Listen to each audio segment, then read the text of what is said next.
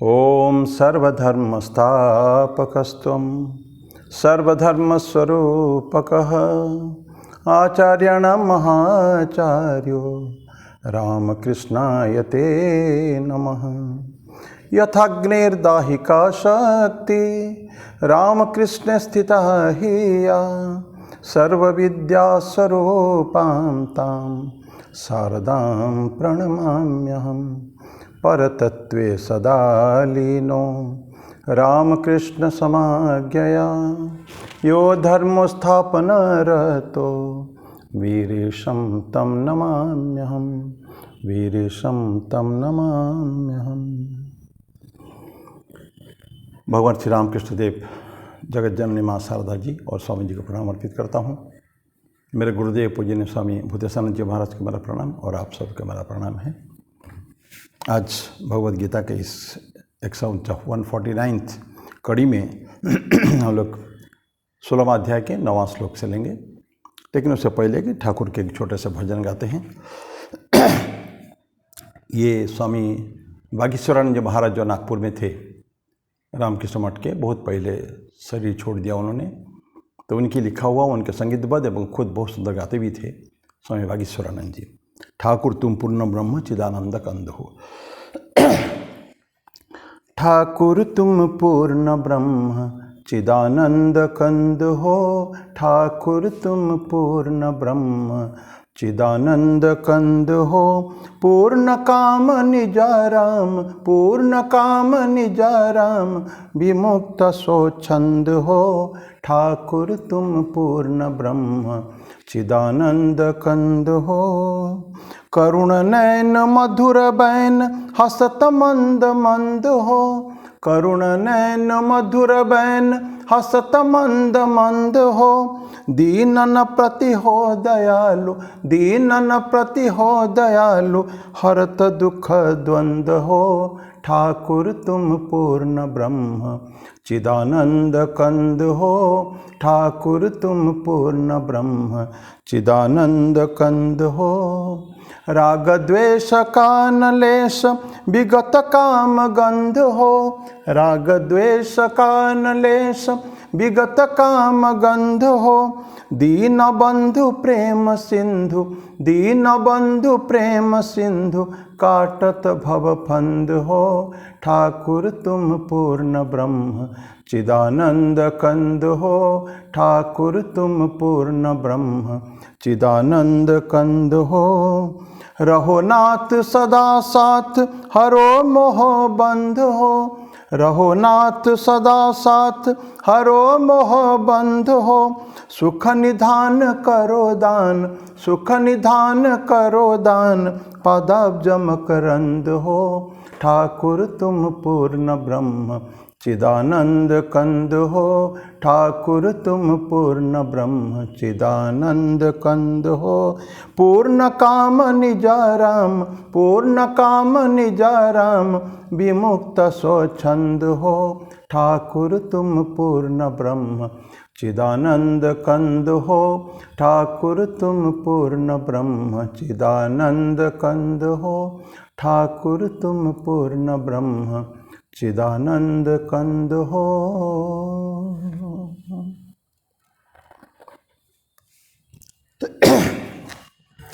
पिछली बार हम लोग 8वां श्लोक पढ़े थे, उसको थोड़ा सा टच करते हुए 9 श्लोक में जाएंगे।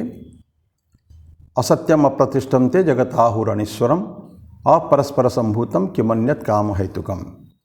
बोलते कि आसुरी स्वभाव वाले लोग कहते हैं कि जगत झूठ है, अर्थात मिथ्या व्यवहार से पूर्ण है, आधार रहित और ईश्वर रहित है, स्त्री पुरुष के संयोग से उत्पन्न हुआ है, काम हेतुक है, अर्थात काम ही उसका कारण है, दूसरा और क्या। ये हम ऑलरेडी पूरा डिस्कस कर चुके हैं। अब यही से 9 श्लोक में चलते हैं। एतम दृष्टिमवष्टभ्य नष्टात्मानोल्पबुद्धयः प्रभवन्त्युग्र कर्माणः क्षयाय जगतो हिताः। इसका हिंदी में मीनिंग है, इस दृष्टि का आश्रय लेकर नष्ट स्वभाव तथा अल्प बुद्धि से युक्त क्रूर कर्म करने वाले अहितकर मनुष्य जगत के विनाश के लिए ही उत्पन्न होते हैं। तो क्या है ये दृष्टि? क्या है? यही दृष्टि कि सब कुछ लस्ट है, काम के आधार पर है, बिना सेक्सुअल इंस्टिंक्ट के कोई जगत ही नहीं है। तो ये बोलते हैं कि इस दृष्टि का आश्रय लेकर नष्ट स्वभाव तथा अल्प बुद्धि से युक्त, ये ऐसा व्यक्ति कौन सोच सकता है जिसके पास बुद्धिहीनता है, माने कम बुद्धि जिसके पास है वही सोचेगा।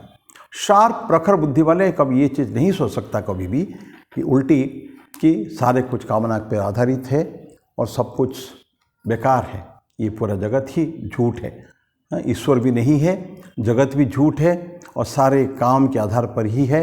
ये सब जो सोचने वाले अल्प बुद्धि वाले होने और नष्टात्मान, अपने आप को नष्ट करने वाले हैं, विनष्ट करने वाले हैं, वो अल्प बुद्धि से युक्त क्रूर कर्म करने वाले, प्रभवंती उग्र कर्माण, उग्र कर्माण, उग्र मतलब बहुत खतरनाक काम कर सकते हैं, लेकिन कुछ भी लेवल तक, सीमा तक जा सकते हैं बर्बादी करने के लिए, वो सारे संसार को बर्बाद करने के लिए, जो झूठा संसार को बर्बाद करना चाहते हैं वो अहितकर मनुष्य जगत के विनाश के लिए उत्पन्न होते हैं। तो जो भी इस तरह के भाव रखेंगे हम समझ सकते हैं अत्यंत क्रूर प्रकृति क्या है, राक्षसी। और हम ध्यान रखें हम लोग अभी आसुरी प्रकृति पढ़ रहे हैं, दैवी प्रकृति को पीछे छोड़ चुके हैं चौथा पांचवा श्लोक के बाद।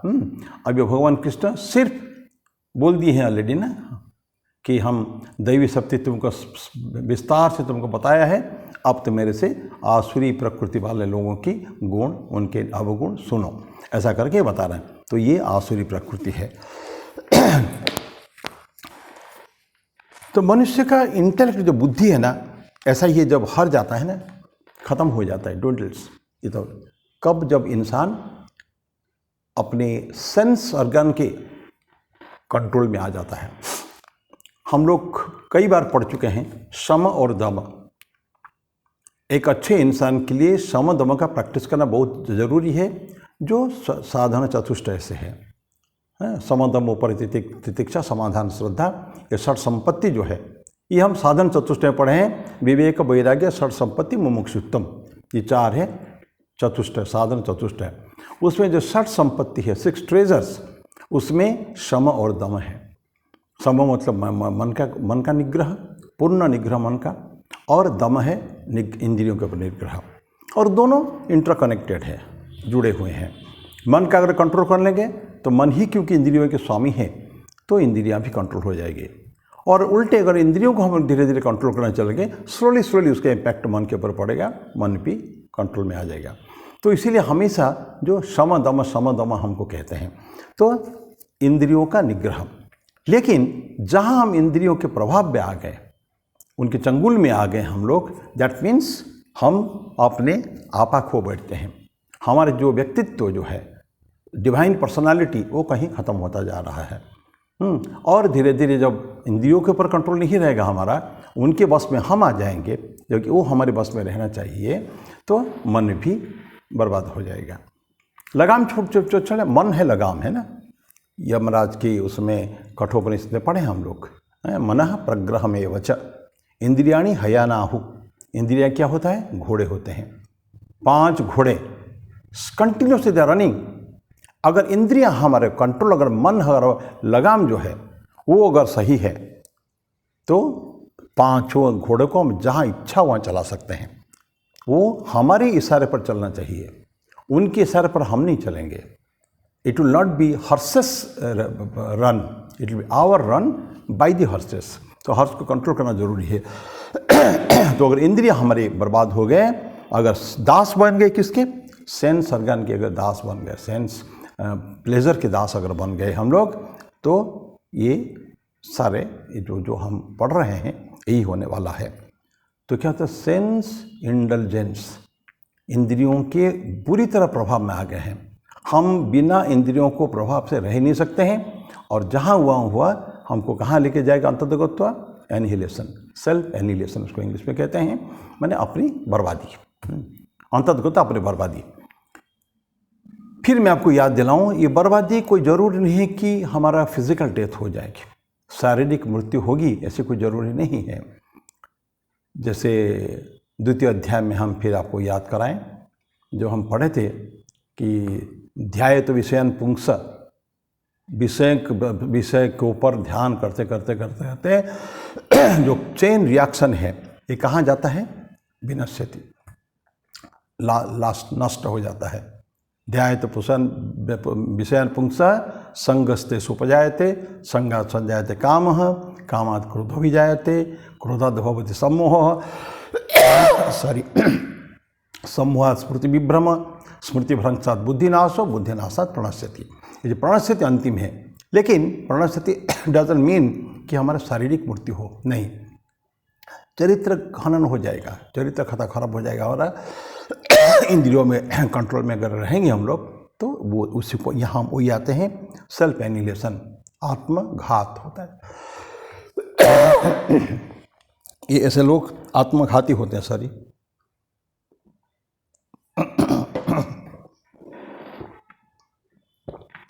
और वहीं से जब ऐसा हुआ तो फल क्या होगा? अधर्म या दुष्टता हो जाएगी, सारा समाज जैसे दुष्ट प्रकृति हो जाएंगे।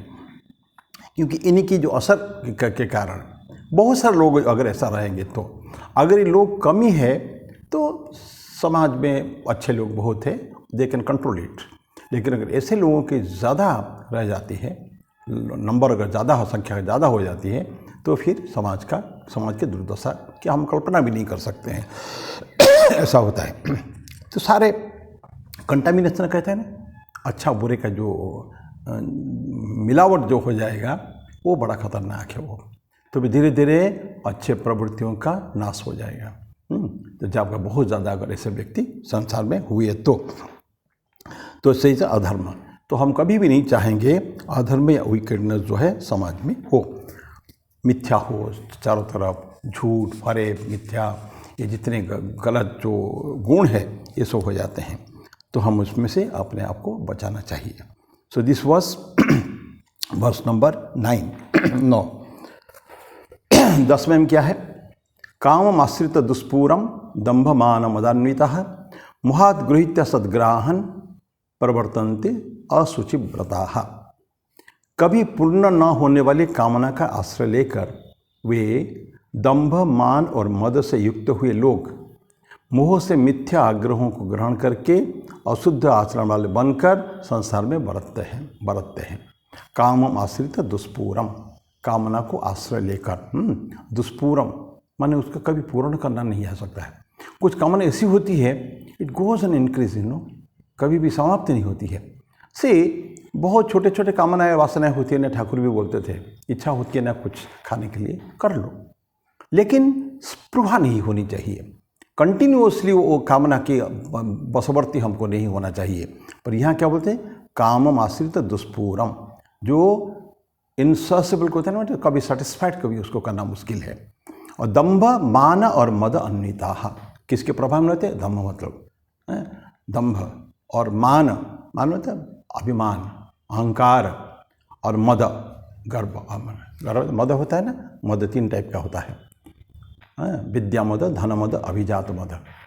महाभारत में है ये विद्या मद, वो थोड़ा सा पढ़ लिया ना, मैं बहुत पढ़ लिया हूँ।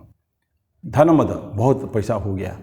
और अभिजात, जात का भी है, जात पात का जो संस्कार है कि मैं उच्च कुल का हो, तुम नीचे कुल का हो, जो हमारे सैकड़ों साल, हजारों साल हमारे संस्कृति में जो ये जाति प्रथा रही है, ये भी एक बहुत बड़ी से बैन ऑन आवर सिविलाइजेशन, हमारे सभ्यता के लिए नहीं है, संस्कृति के अंदर नहीं आता है वो। तो देखिए, कामम आश्रित दुष्पूरम दंभ मान मदान्विताः, दंभ क्या है? मान, और मद मोहात् गृहीत्वा सद्ग्राहन् असद्ग्राहन्, ये गलत चीज़ों के जो गुण होते हैं, रॉन्ग क्वालिटीज़ होते हैं, उसके मोह से।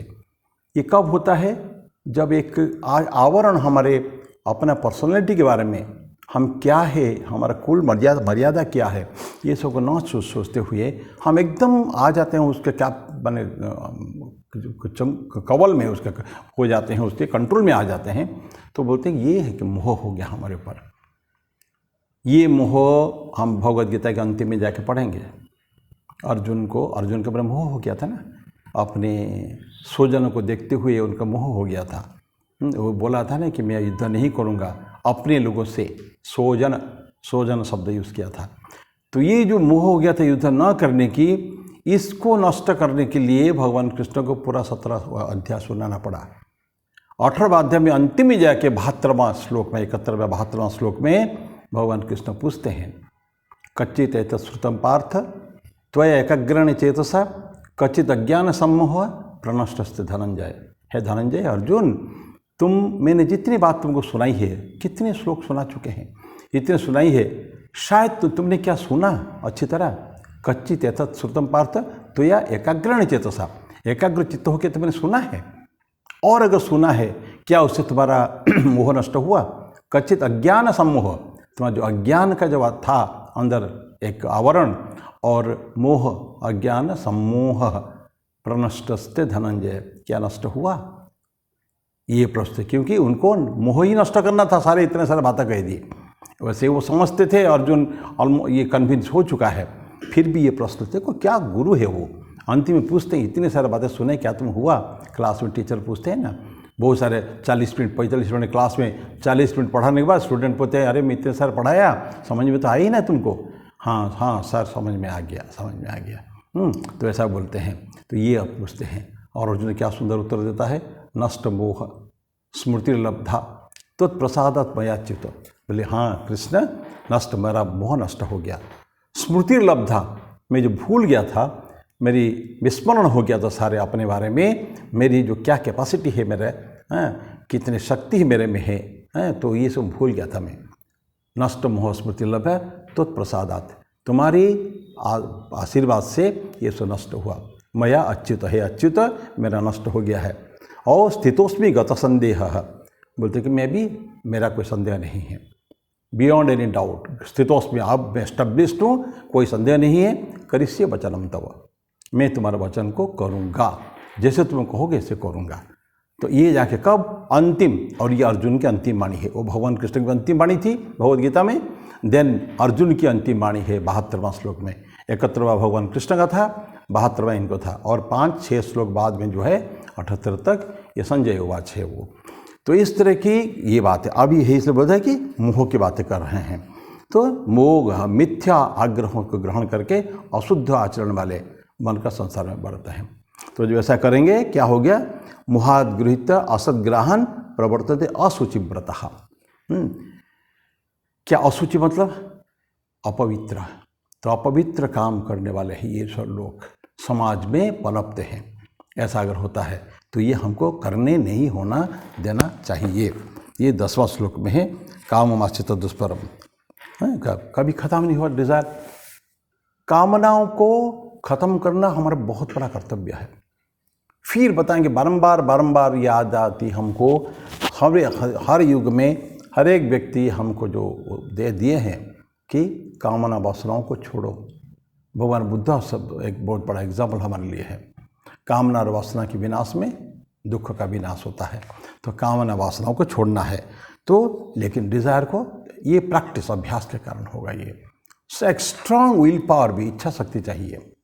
यस, हमको अब आज से कोई नहीं। हम अगर कितनी बार हम चर्चा करते हैं, अगर कामनाएं हमारा ख़त्म होंगे ना, वासनाएं ख़त्म होंगी ना, क्या हम ये बोल पाएंगे आज कि अब फ्रॉम दिस मोमेंट 4:08 और 10 मिनट हो रहा है, आज इससे के बाद मुझे कोई, मेरे को कुछ नहीं चाहिए, मैं अब तक काम हूँ, फुलफिल्ड, पूर्ण काम हूँ। ठाकुर का सुना ना अभी, पूर्ण काम निजाराम, विमुक्त स्वच्छंद हो। ठाकुर के बारे में अभी गाना गाया ना, भजन गाया हम लोगों ने। तो इस तरह का आप तक काम हो जाना चाहिए, पूर्ण काम। मेरी और कोई इच्छा नहीं है, जो मेरे पास है मैं संतुष्ट हूँ उसमें। बस जहाँ ये कह दिया, ऐसा कहता है ना कि the richest person is he who has no desires. जिसके पास अरबों खरबों रुपया है वो नहीं है, उसके पास उसको भी पैसे की ज़रूरत है। लेकिन जो भले दरिद्र हो, पैसा ज़्यादा नहीं है उसके पास, लेकिन वो बोल जाए मेरा और कामना नहीं, और सारे तकलीफ कामना से आता है। जितने पाप समाज में करते हैं ना हम लोग, गुरु नानक देव बोलते थे, जो भी पाप कर्म करते हैं ये शरीर के लिए हम करते हैं। भोजन करना, इसको प्रसाद देना, उसको कपड़े देना, इसको और क्या चाहिए, जो जो चाहिए वो उसके लिए हम एड़ी चोटी बराबर कर देते हैं उसको। होता है कि नहीं? आप देखिए ना, अगर आप देखिए आज कह दीजिए ईमानदारी से 7 दिन के लिए कोशिश करिए ना कि मेरे को आज से कोई कामना नहीं, कुछ चाहना नहीं। देखिए फिर कैसा होता है। और धीरे धीरे अगर प्रैक्टिस करते रहेंगे आपको सचमुच कोई ज़रूरत नहीं पड़ेगी। तो बहुत कम से कम में अपने आप को कंट्रोल रखना, ये करना, how to manage our self, सबसे कम इसमें वस्तु में। तो ये होता है, बताता है कि डिज़ायर को कम करना है। हिपोक्रेसी, ढोंगीपन ना रहे कभी भी। मैं जब हूँ कुछ और बोलता कुछ हूँ, मन मुख एक नहीं है हमारा, इसको तो ढोंगी कहते हैं। मन से कुछ, मन अंदर कुछ चल रहा है, बात कुछ और कह रहा हूँ। तो बोलते कि ये भी सारे प्रॉब्लम हमारा समाप्त हो जाएगा जिस दिन हम ढोंगे बनना ख़त्म कर देंगे। हिपोक्रेसी उसको कहते हैं ना, हिपोक्रेसी। तो ये मन से हम इंद्रियों को आचरण करते हैं, विचरण करते हैं इंद्रियों के जगत में, लेकिन बाहर देखने एकदम आंखें बंद करके बैठे हैं, ध्यान कर रहे हैं, योग कर रहे हैं। कोई देखने वाला क्या कहेगा, बढ़िया क्या ध्यान कर रहा है, एकदम मग्न है, बिल्कुल ध्यान मग्न है। कोई मग्न भगन कुछ भी नहीं है, अंदर है। ठाकुर एक बहुत सुंदर, वो बोलते हैं ना, ठाकुर बोलते हैं, ठाकुर गए थे ब्राह्मण समाज में, बाद में बोलते हैं, बोले उस दिन मैं ब्राह्मण समाज में गया और उपासना समाप्त हो गई, तो एक जो वेदी पर बैठा था बोलेगा चलो अब हम ध्यान करेंगे। तो ठाकुर बोलते मैंने सोचा कि बहुत देर तक ध्यान करेंगे, आंखें बंद करके बैठे, 2 मिनट 3 मिनट नहीं हुआ, फिर सब उठ के खड़े हो गए। तो मेरे को याद आई कि एक बात, कि बंदर जो होते हैं ना, बंदर कभी चुप नहीं बैठते हैं। अगर बंदर कभी चुप बैठा है, आप समझ लेना कि वो सोच रहा है कि आगे मैं कहाँ जाऊंगा और किसके छत के ऊपर से कुमड़ा लौकी उठा के चोरा के लाऊंगा। तो मन उसका चुप नहीं रहता है। तो इनके ब्राह्मण समाजियों का जो ध्यान ठीक उसी तरह का है। तो मन चंचल, हमेशा चंचल है, दिखाते। तो दिस इज कॉल्ड हिपोक्रेसी, उसको दंभ भी बोलते हैं। ठीक है, ये नहीं होना चाहिए। एरोगेंस, प्राइड भी, गर्व, अहंकार बहुत ज़्यादा है, मैं ऐसा हूँ, मैं वैसा हूँ, मद सो है। और इविल आइडियाज़, गलत चिंतन को लेकर हम लोग जीवन यापन करते हैं। तो इविल आइडियाज उसको हम करना नहीं चाहिए। डेल्यूजन, मोह के कारण होता है ये सब। तो ये इम्प्योर, हम बोलते कि हम लोग असत कारण, गलत चिंता के साथ हम लोग रहते हैं। नेक्स्ट 11, रुकिए बैठिए आप, 11वां श्लोक में है, चिंताम अपरिमेयाम च प्रलयांताम उपाश्रिताः कामोपभोग परमा एतावदिति निश्चिताः। चिंताम अपरिमेयाम, अनकंट्रोल्ड डिजायर्स, चिंता, बहुत चिंता। परिमित मतलब ठीक है, चिंतन बुरा नहीं है, चिंतन ठीक है, चिंता ठीक नहीं है। आपको ध्यान करना पड़ेगा कि चिंता और चिंतन में फ़र्क है। चिंता मतलब कोई अच्छे नोबल थॉट को लेके, कोई पर्टिकुलर सब्जेक्ट के ऊपर हम जब बहुत गंभीर हम सोच रहे हैं उसके ऊपर, वो दैट इज कॉल्ड चिंतन। ईश्वर चिंतन, ईश्वर चिंता नहीं बोलते, ईश्वर चिंतन कहते हैं। कुछ ही नोबल थॉट के चिंतन कहते हैं। चिंतन से बहुत अच्छी अच्छी चीज़ निकलती है। और चिंता मतलब होता है कि हमको जो खा जाता है, चिंता जो है, परेशान जो रहते हैं ना, उसको चिंता में रहते हैं। तो इसलिए एक शास्त्र में हमारा है, चिता और चिंता, ये दोनों में फ़र्क केवल एक बिंदी है केवल। चिता और चिंता के बीच में फ़र्क केवल एक बिंदी का है।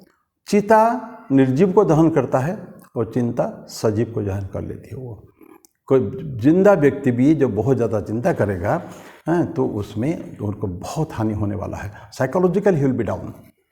लेकिन चिंतन ठीक है। अभी क्या बोलते हैं कि चिंतम अपरिमेयाम च, अपरिमित अनकंट्रोल्ड चिंता जो कोई करता है, प्रलयांतम उपाश्रिता, वो क्या करता है, वो कहाँ तक जा सकता है ऐसे व्यक्ति, अप टू डेथ। बहुत ज़्यादा चिंता करेंगे तो इंसान की मृत्यु अनिवार्य है बहुत लंबे समय के बाद। साइकोलॉजिकल, मनोविज्ञान के रूप में कम से कम पागल हो जाते हैं ना, बहुत ज़्यादा करने से, अननेसेसरी थॉट रखने से पागल भी हो सकते हैं। और काम उपभोग परमा एतावत इति निश्चिताः। तो ऐसे व्यक्ति की, इसके बाद फिर हम बता रहेंगे, जो व्यक्ति ये खाली यही कहते हैं कि समाज में बुराइयां ही बुराइयां हैं और हम सब असत चीज़ें हैं, सद व्यक्ति कुछ नहीं है, जगत झूठा है, ईश्वर नहीं है, ये सब लोग को क्या करते हैं, वो हमको ऐसा करेंगे, वो चिंताम अपरिमेयाम, और उनका डेथ के प्रति they are moving towards death. काम उपभोग परमा, बहुत सारे काम उपभोग, कामना की बात हम कर रहे थे ना। एन्जॉइंग सेंस प्लेजर जिसको कहते हैं, बुरा नहीं है। फिर बताऊँ, छोटी छोटी कामनाएं सेटिस्फाई करा जा सकता है, लेकिन बहुत ज़्यादा बड़ी बड़ी कामनाओं को जहाँ रखना मतलब कि हमारे लिए दुर्गति है। काम उपपरमा एतावत इति निश्चितः, तो व्यक्ति यही है, पक्का है कि ये दिस इज द ट्रूथ। उसका ठाकुर इसके ऊपर एक बोलते हैं, एनीवे हम बोलते हैं कि डिज़ायर, उनका जो पैसन रहता है, पैसन बहुत ज़्यादा चिंता करना है, उसका पैसन भी कहते हैं कि पर्टिकुलर वस्तु के ऊपर अपने आप पर एकदम निमज्जित कर देना उसके ऊपर, वो पैसन कहलाता है उसमें, है तो उसको हमको मृत्यु तक लेके जा सकता है। लेकिन कुछ लोग सोचते हैं ये मृत्यु हो गया ना व्यक्ति का, बहुत सारे कामना वासना सब कुछ है, मृत्यु मर गया तो चलो ठीक है, लोग सोचते ख़त्म हो गया ये, पर ख़त्म नहीं होता है। हम अगर कर्मवाद और पुनर्जन्म की अगर थ्योरी को लें तो इंसान मृत्यु के साथ साथ उसकी वासनाएं समाप्त नहीं होती है, अनंत जन्मों का संस्कार हमारे पर है। तो हमने केवल जो भोग लिया अभी इस जन्म में, बट ये लंबे समय तक हमको परेशान कर सकते हैं वो जो कामना वासना है। इसलिए बोलते हैं कि वासना को अभी से छोड़ देने का कोशिश करो, ताकि जितना हो चुका है हमारे स्टॉक में, हमारे बैंक में बैलेंस हमने जमा कर रखा है, वो तो ख़त्म करना ही पड़ेगा हमको, उसके भी कोई निस्तार नहीं है, लेकिन कम से कम और आगे कम से कम ना हो। स्वामी विवेकानंद बोलते हैं कि अगर हमारे वर्तमान हमारे अतीत के ऊपर निर्भर है तो हमको पक्का है, ये कन्विंस से विद कन्विक्शन हम बोल सकते हैं कि हमारा भविष्य वर्तमान के ऊपर निर्भर करेगा। So control the present, living in the present. अब से अगर हम वो ले लेते हैं एक प्रॉमिस कि आज से मैं कोई गलत काम नहीं करूँगा, कोई अननेसेसरी चिंता नहीं करूँगा, कामनाएं वासनाएं मिनिमम कर दूँगा, धीरे धीरे समाप्त कर दूँगा, तो फ्यूचर हमारे होगा। अभी भी सफ़र करेंगे जो पुरानी स्टॉक हमारे पास है। तो ये जो लोग सोचते हैं कि ख़त्म हो जाता है, ये ख़त्म नहीं होता है, पुनः फिर आता है। वो जहाँ से हमने छोड़े हैं वहीं से शुरू करते हैं। हम जैसे क्लास में पढ़ते हैं ना, आज ये पेज तक टीचर ने पढ़ाया, कल से आगे एक पेज से पढ़ेंगे, तो विल कंटिन्यू, हमारा कोर्स चालू है, बंद नहीं हुआ है। तो इससे बोले कि हमको अब इसे उसको समाप्त कर देना चाहिए। और ये हमारे अंदर सबकॉन्शियस माइंड में ये स्टॉक है, हमारा गोडाउन बहुत बड़ा गोडाउन है। हम अंदर जो है, जिसको कॉन्शियस माइंड कहेंगे, सबकॉन्शियस और अनकॉन्शियस है। जो सबकॉन्शियस जो है, अर्धचेतन अवस्था जो होता है, वो हमारा बहुत बड़ा स्टोर हाउस है। उसी के अंदर सब कुछ पड़ा रहता है, वो कभी ख़त्म नहीं होता, कभी भी वो ख़त्म होने वाला भी नहीं कभी भी, हैं, जब तक वो अनंत काल तक लग सकता है। ये आपको ध्यान रखना, बहुत पहले गीता में हम लोगों ने पढ़ा था, कुछ गलतियाँ हम ऐसे करते हैं, क्राइम्स, उसका अनंत जन्म के बाद भी वो समाप्त नहीं होता है। इतना खतरनाक है वो। हम हर ऐसा भी कोई कि हम लोग करते हैं, गलती काम करते हैं हम लोग, मतलब मैं नहीं कह रहा हूँ कि हम या आप कोई, माने देयर आर पीपल ऐसे जो आसुरी प्रवृत्ति के, घोर आसुरी प्रवृत्ति के जो लोग होते हैं, न जाने उसको क्या क्या करते होंगे, कितना जन्म उनको लगेगा। बोले कि उनके लिए नरक में भी जगह नहीं है, ऐसा बोलते हैं।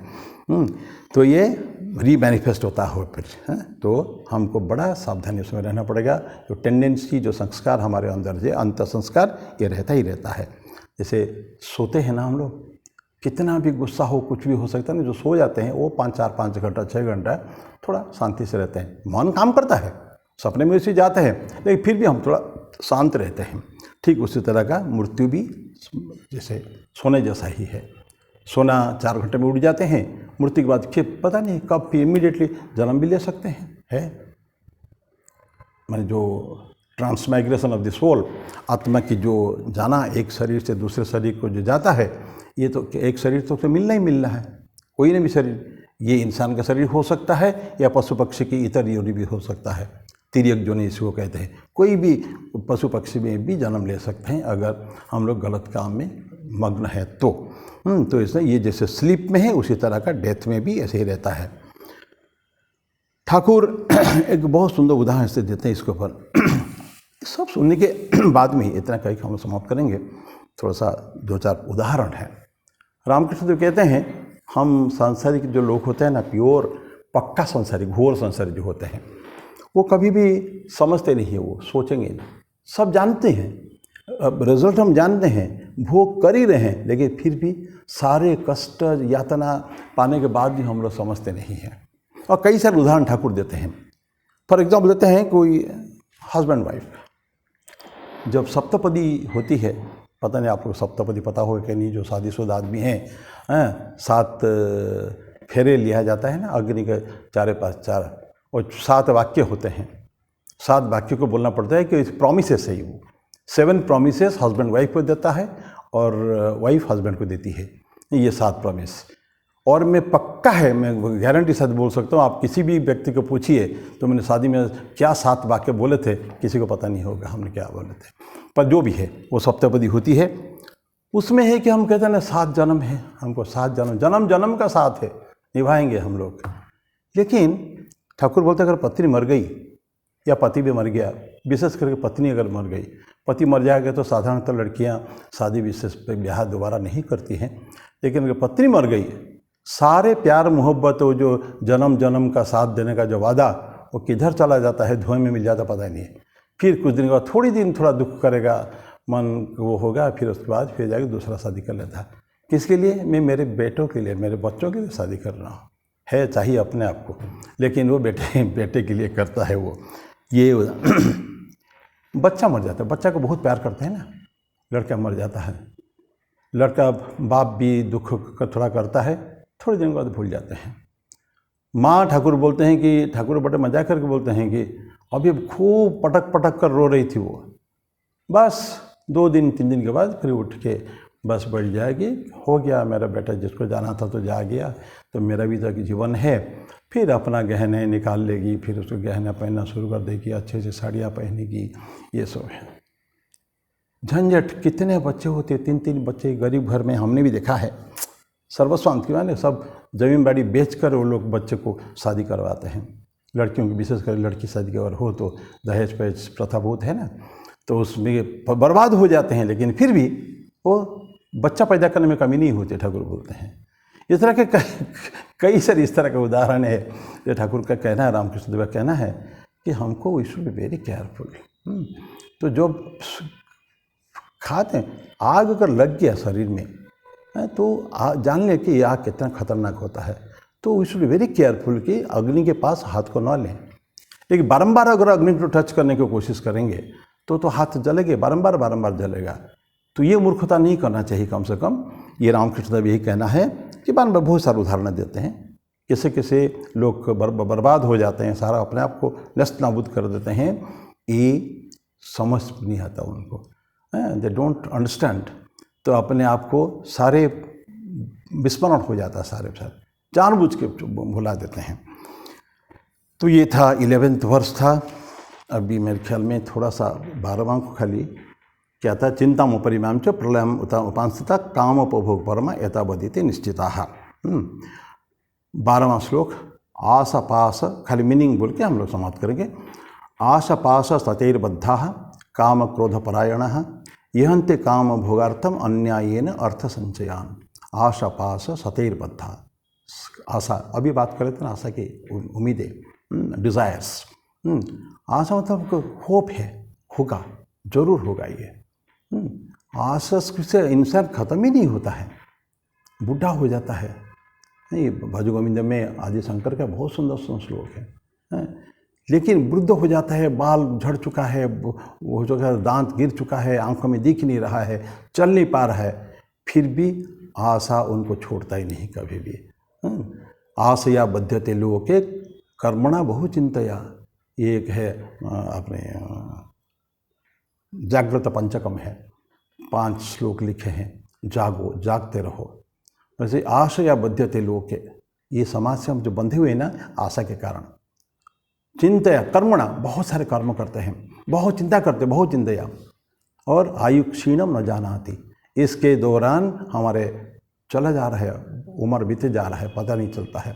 आयु क्षीण न जानाति तस्मात्, इसलिए जागृत जागृत, जागो, जागो, देखो रियलिटीज़ को, सोचो क्या करना है। ये बोलते हैं कि आशा पाश सतैर, कई सारी आशा, सैकड़ों आशा हैं, बद्धा उस बंधन में है। काम क्रोध परायण है, और काम क्रोध मद मोह लोभ मत, जितना भी षड रिपु है, षड रिपुओं के भी उसमें है, वशवर्ती है वो।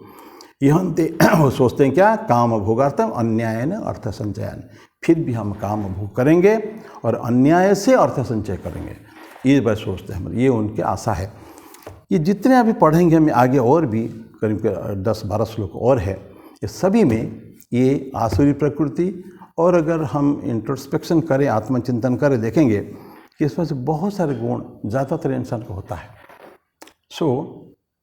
संसार में डिवाइन पर्सनालिटी के प्रेजेंट में आसुरी प्रवृत्ति के लोग ज़्यादा है, कम नहीं है। उसके बाद हम लोग बातें पहले चर्चा किए हैं, भर्तृहरि का जो श्लोक है ना, एके सत्पुरुषाः परार्थ घटकाः स्वार्थान परित्यज्य, ये 4 भाग में मनुष्य को भाग करते हैं। भर्तृहरि विक्रमादित्य के बड़े भाई थे, सन्यासी हो गए हैं। वो 4 भाग में मनुष्य को, एक तो सत्पुरुष होते हैं, बहुत ही बेस्ट क्वालिटी के मनुष्य है, अपना सब कुछ त्याग कर सकते हैं, अपने को नष्ट नाबूद कर ख़त्म कर देते हैं। दूसरा है सामान्य पुरुष, इससे परफेक्टली हो गए, लिव एंड डेट लिव, भाई मैं अगर जिंदा नहीं रहूँगा तो समाज की सेवा कौन करेगा, तो मैं भी रहूँ विथ बेयर मिनिमम नेसेसिटीज़, बाकी सब समाज के लिए मेरा समर्पित है। थर्ड है मानव राक्षस, जो अपने स्वार्थ के लिए सभी को मार सकता है, किसी को भी अनिष्ट कर सकता है। और चौथा है, उसका नाम नहीं दे रहे हैं, जो मेरा भी कोई स्वार्थ नहीं है। तीसरा में कम से कम तो मानव राक्षस में कम से कम मेरा भला तो हो जाए, बाकी दुनिया जाए भाड़ में। लेकिन कुछ ऐसे व्यक्ति होते हैं जो अपने कोई स्वार्थ नहीं है, फिर भी लोगों के ऊपर सारे संसार को नष्ट करने के निकल रहे हैं। तो ऐसे में हमको क्या होना चाहिए, मिनिमम हमारे पूज्य स्वामी जी लोग कहते हैं कि कम से कम सेकंड कैटेगरी में जो सामान्य पुरुष है, हम ज़्यादातर मानव राक्षस है, तो मानव राक्षस से उस श्रेणी में अपने आप को उन्नीत करने की आवश्यकता है। तो मैं मेरी वाणी को ही विराम देता हूँ, अगली बार फिर इसके ऊपर चर्चा करेंगे। तो तब तक ओम शांति शांति शांति, हरि ओम तत्सत। श्री राम कृष्णार्पणमस्तु।